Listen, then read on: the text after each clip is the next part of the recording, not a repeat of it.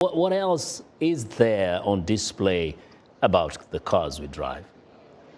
Yeah, autonomous cars, electric cars are a major theme here at CES, and we're starting to see more and more companies basically build out an ecosystem to support these automobile makers in improving things like the cameras and the sensors that are increasingly built into these cars as a standard feature.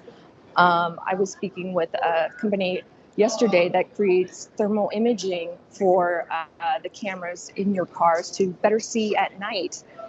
So things like improving visibility, of course, AI to help guide autonomous vehicles. These are all elements, disparate elements that can be better improved as more and more companies enter the space to support the major automakers and the autonomous vehicles of the future. Yeah, sure. And it is the cars of the future. For some, will be fully electric and automated. But just not to throw a curveball here, but have you met people who are concerned that perhaps some of this is still a dream or a pipe dream for people in countries where things like electricity is not as available as, say, here in the United States or some other more developed countries? Well, that's where you have companies who are looking at the battery technology for these types of cars and determining whether it's an option to perhaps retrofit some existing infrastructure in different areas in different cities with the technology. So not to have to create everything from scratch again, but to look at existing infrastructure like Wi-Fi, kiosks, and converting them into charging stations that will indeed become more and more necessary as electric vehicles start to have more of a presence on these roads. And again, these are technologies that ultimately solve for bigger problems like lack of transportation.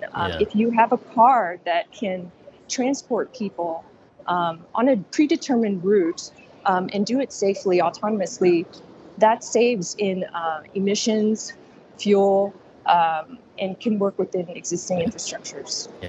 And indeed, that leads to what? To innovation, invention, and of course, startups. Tell us about startups. So I'm here today in a section of the show which showcases all of the international startups that have come to CES, and there are over 1,200 of them.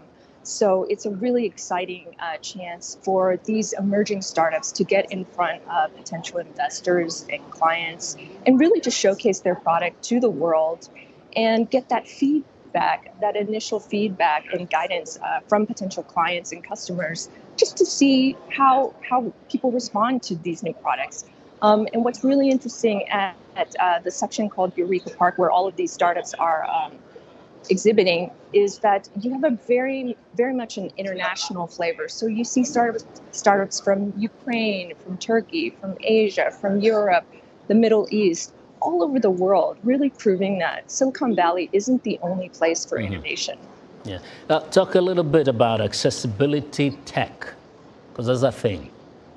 So accessibility tech is this vertical of technologies that really cater to the disabled population. And as it turns out, a lot of the products that we're seeing for that are catered to the disabled actually can be beneficial to able-bodied people as well.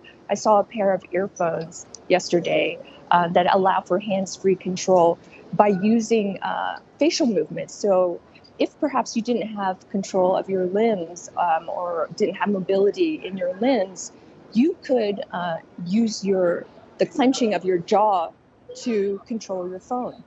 So really interesting new possibilities there, not just for the disabled, but for everybody.